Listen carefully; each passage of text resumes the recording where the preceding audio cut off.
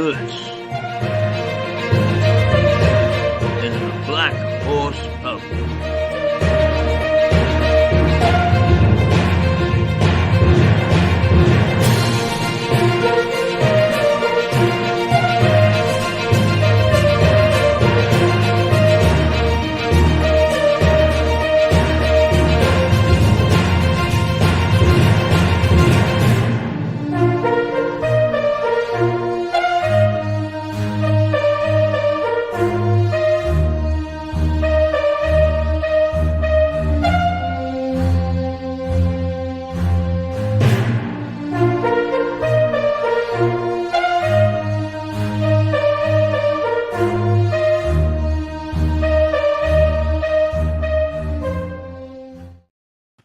Well, good morning again, and it is the fourth day of the 12th month of 2023. Christmas just around the corner. And perhaps what we should do is, should we perhaps see whether we can find a little Christmassy something? I don't know whether we have, oh gosh, of course the system is always letting us down. No. Here it is, and have we got a Christmassy theme? Well, we've got a Christmas tree. That might.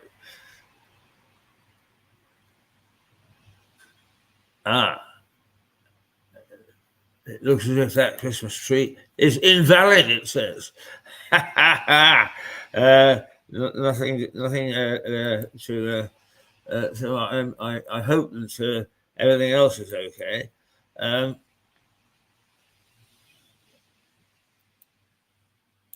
Let's see if we got anything here that might just work for us. No, I don't think so. We better just get on with the news, I think, rather than faff around. Let's take a look at the news headlines then, and this morning the main headline is in several papers is that the Prime Minister is warning the BBC over the biggest licence fee increase for 40 years.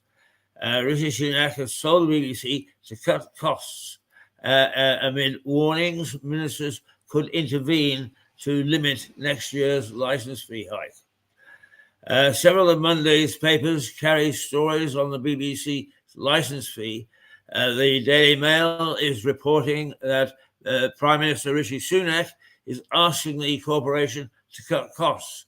Amid speculation, the government could limit the planned increase to the licence fee in April. The Prime Minister has said all public organisations should cut their cloth during the difficult time for the economy. Let's see.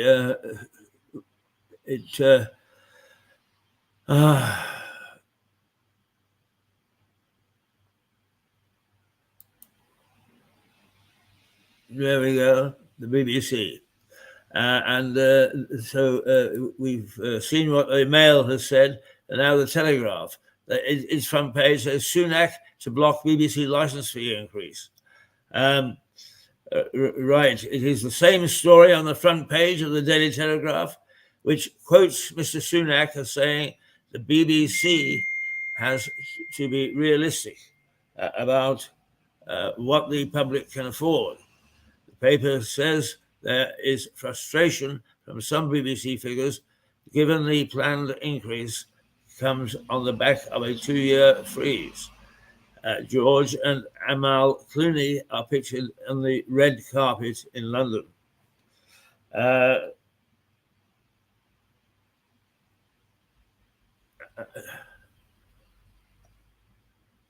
Let's see, the Daily Mirror is, it's back to politics. It says, the Labour leader sparks row. Thatcher backlash hits Starmer. fury after he praises the ex-Tory Prime Minister for bringing about meaningful change. The Daily Mirror is reporting that Sir Keir Starmer, head of the Labour Party, of course, is facing backlash to his article in the Sunday Telegraph, where he credited Margaret Thatcher with bringing about meaningful change during her time as Prime Minister. He also praised former Labour PMs Tony Blair and Clement Attlee for the same reason. But the Mirror notes his comments about Baroness Thatcher will be seen as a bid to win over Conservative voters. Sir Keir later defended his article, telling the BBC he had wanted to stress her sense of purpose, but did not mean he agreed with her. Whatever you may think of Margaret Thatcher, and she's a controversial figure, she certainly affected change, a real change, and that he is right in. The Guardian, Starmer, Labour will not turn on spending taps if it wins election. No more money, he's saying.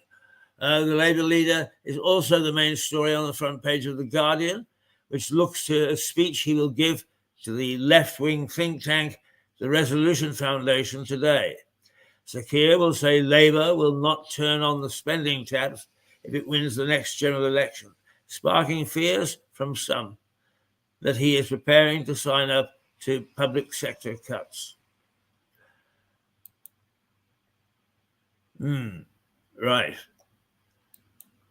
We'll have a look at some other newspaper articles, front pages now. The Daily Express. Don't write us off. The Tories plan for an election battle. Looking ahead to the next general election, the Daily Express carries an interview with the new Tory chairman. The paper says Richard Holden refused to be downbeat about the party's prospects, insisting a fifth term is within our grasp. The Conservatives are currently trailing in the polls. Without being political at all, I approve of this guy, Richard Holden, because I am always the glass half full sort of guy. I don't think you ever achieve anything if you look at the thing as the glass half empty. Gloom and doom never won any argument. So it is good for him. At least he's upbeat. The Eye. The Tories are losing voters to Farage amid anger over high migration. Migration remains the big issue. The Eye newspaper suggests there is less room for optimism for the Conservatives, who face a growing threat from Nigel Farage's Reform UK amid anger over immigration. An opinion poll has Reform at a high of 11%, with the paper claiming such as a result would split the Tory vote and lead to a significant number of constituencies going Labour's way. I wonder if they'll be making a deal. Let's see. The Times. Haaland loses his head. All the best analysis from the weekend sport. Right. Okay. That's about football. The main story in the Times is economy pays heavy price as the UK gets fatter. We're not supposed to say fat anymore. What do you mean, fat?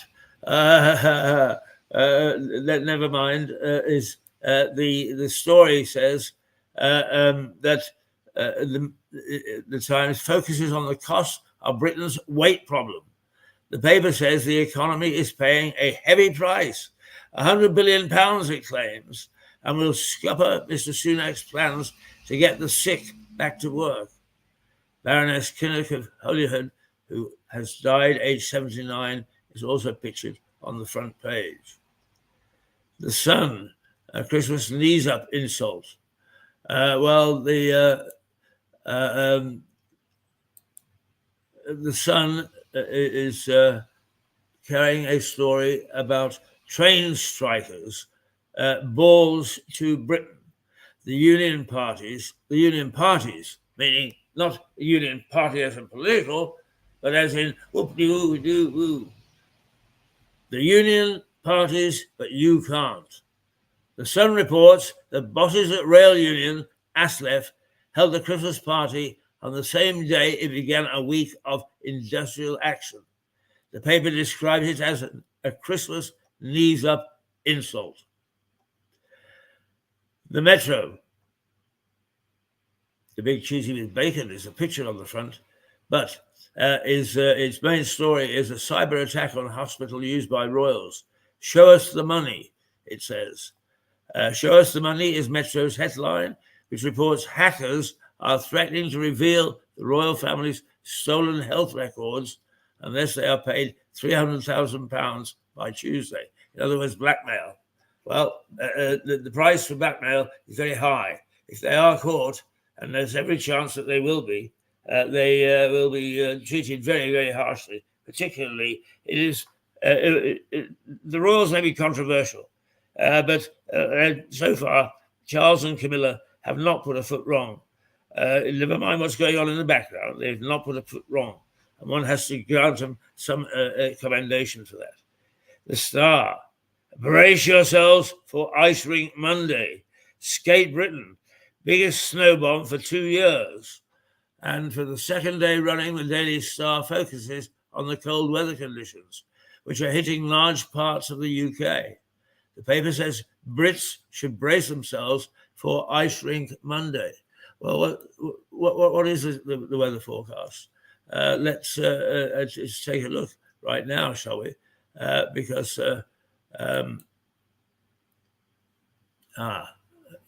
not quite what we were expecting. The weather for Lewis. Well, at the moment, it is 1 degree. Sorry, no, it's not. It's 9 degrees and cloudy. And it's going to hit 9. So it's at the top of the table already. And this is at 9:37 in the morning. The current weather is light rain. But that light rain has been going since breakfast time. Well, when I say breakfast time, since wake-up time. It was raining for most of the night, and it was raining this morning. And the wind is 22 kilometers an hour, and that's actually making it feel pretty miserable outside. Wind gusts up to 36 kilometers an hour.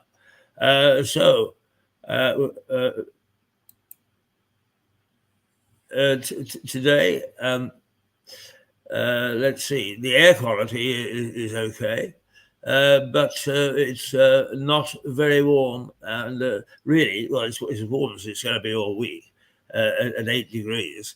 But the chill factor, the wind factor, has to be taken into account, and we are feeling it at the moment. We are feeling it indeed.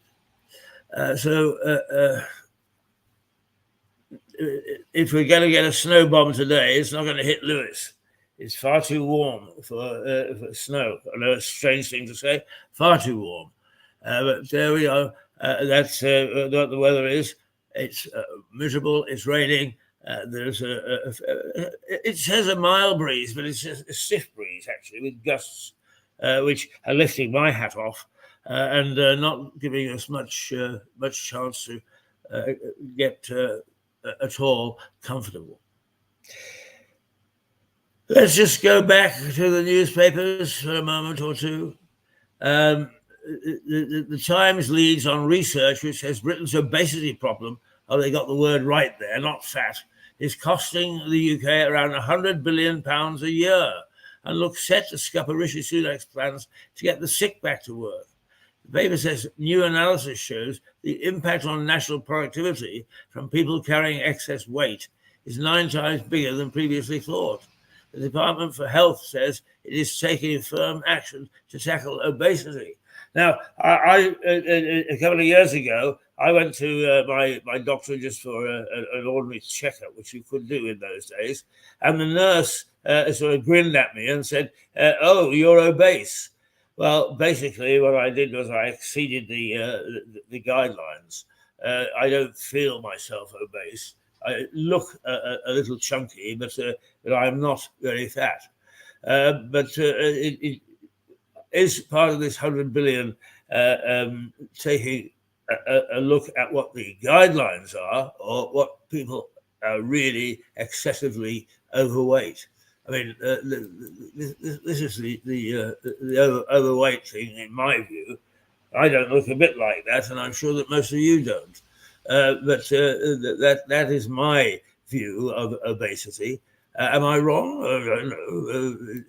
I'm not very often right about anything.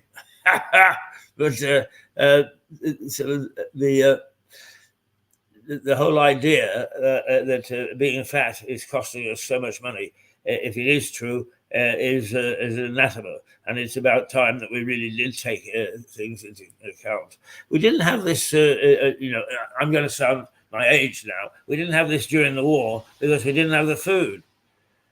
We were a slim nation. I don't remember if anybody was this fat, then they would be sneered at. Nowadays, they are absolutely right that it is the norm, and people are excessively overweight. Some of the papers look ahead to the prospects of a general election next year. The Express carries an interview with Richard Holden, who became the new Conservative Party chairman last month. He says he's putting the party on a war footing from January and believes a fifth term is within their grasp. Well, I must say it's a very optimistic view, but nonetheless, as I said earlier, I am a half glass full man, so good luck to them. Good on you, Mr. Holden. If you see hope, it's the only way to win. You cannot achieve anything if you don't actually look at things in a very positive and optimistic light. The Eye reports that the Tories are facing a growing threat from Nigel Farage's Reform UK because of anger among voters over high migration figures. At the same time, the Daily Telegraph says more Conservative MPs are expected to say they're quitting politics in the new year and will not stand at the next election because of poor polling numbers. Oh, there's nothing like quitting and running, is there? You didn't mind jumping on the bandwagon when Boris had got all those numbers behind him. No. Now, I mean, that's the trouble with politics now. There's no commitment. They're in it for the money. No wonder that the government is in such dreadful trouble. And I don't see that it's going to improve with a switch in party as long as we've got people who are there as a career prospect. And when the career does not seem to be regenerating itself, then they actually cut and run. We want people who are dedicated, who want the best for this country that they possibly can have, even if they're misguided. There's also more reaction to Sir Keir Starmer's comments crediting Margaret Thatcher, as well as Tony Blair and Clement Attlee, with bringing about meaningful change in Britain.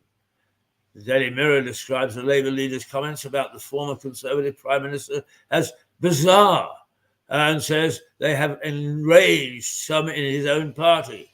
The Sun calls the move a brazen grab for Tory voters. Ho, ho, ho.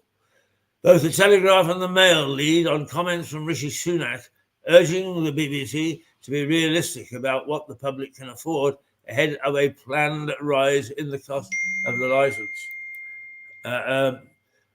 Now, let's just change the picture there, because what we need is to show that, because it's the BBC and the licence that is in the firing line now. The BBC needs to be realistic about what the public can afford ahead of a planned rise in the cost of the TV licence. There's also speculation that the government could intervene to limit the increase. The licence fee has been frozen for the past 2 years, but is due to go up in line with inflation from 2024.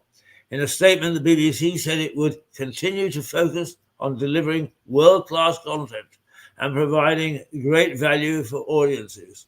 Well, I'll tell you something. We provide world-class content. Yes, some of you may fight and argue with that. And I'll tell you what it costs us, less than 100 quid a month. So if you want to buy our license, by all means do. It'll cost you a hell of a lot less. Many of the papers feature photographs of Baroness Kinnock, who died yesterday at the age of 79. Let's take away the BBC then for a moment. Yes, let's take away that as well. We must not talk about Baroness Kinnock in those terms. she died yesterday at the age of 79. Glenys, I think her name was, wasn't she? The Mirror describes the politician and wife of the former Labour leader Neil Kinnock as a beloved force of nature. The headline in the Eye says she was truly formidable. Growing numbers of children are choosing not to study foreign languages at GCSE because they do not think it will help them in their career. Reports the Times, research shows that children do enjoy the subject but don't see any value in it. The paper says this attitude is also hitting universities, with some struggling to keep the language courses running. I'm amazed. We are not going to see, English is lingua franca, but it's not going to help you if you actually turn up in Paris. The French are very proud. The Germans likewise. And actually, while many of the Balkan countries and the new economies, the EU economies, all speak English, as they prefer it if you speak their language. So if you're a student and you think you're going to get away without learning another language, to hell with it. I speak a little French, and I did speak a little Albanian because I worked in Kosovo, which speaks Albanian. Right. Finally, fraudsters who pass off ropey plonk as high-end tipple may soon have to answer to artificial intelligence, according to The Guardian. Scientists have trained an algorithm to trace wines to their origins based on routine chemical analysis. While tackling wine fraud is the most obvious use of the program, researchers say it could also be used to monitor quality throughout the winemaking process. They say this alternative application could make it a lot cheaper to make great blends of wine, which would benefit everyone. Oh, hey! Well, that's good news. I am a wine tippler now. It is because I've traveled so far around the world and had tasted so many different beers. I still enjoy a glass of beer, but generally speaking, I'm a wine drinker. And a lot of people become wine drinkers. So anything to suggest that we should have a decent plonk at an inexpensive price is good by me. It is good by me. Once again,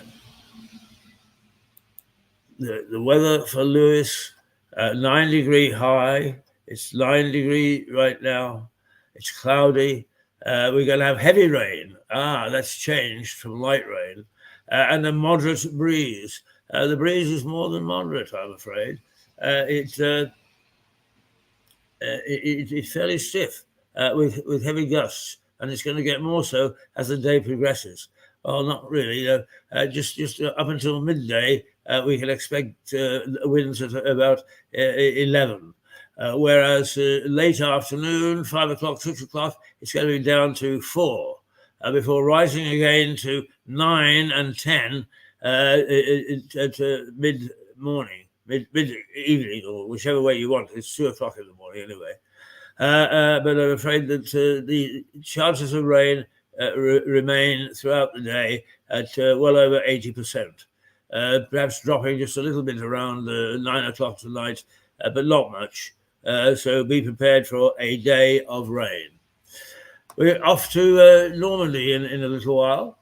So what we will do now is, once again, we'll just take a little break and prepare ourselves for Harry Atherton and a nice chat about things in France. And we quite often, as we do with all our interviewees and all our correspondents, is let the conversation take us where we will.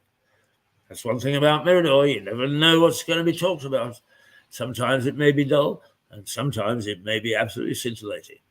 All right. Let's yes, we'll say toodle pip again for a moment or two, and then we'll be back at bang on 10 o'clock, hopefully. Toodle pip. From Lewis in the Black Horse Pub.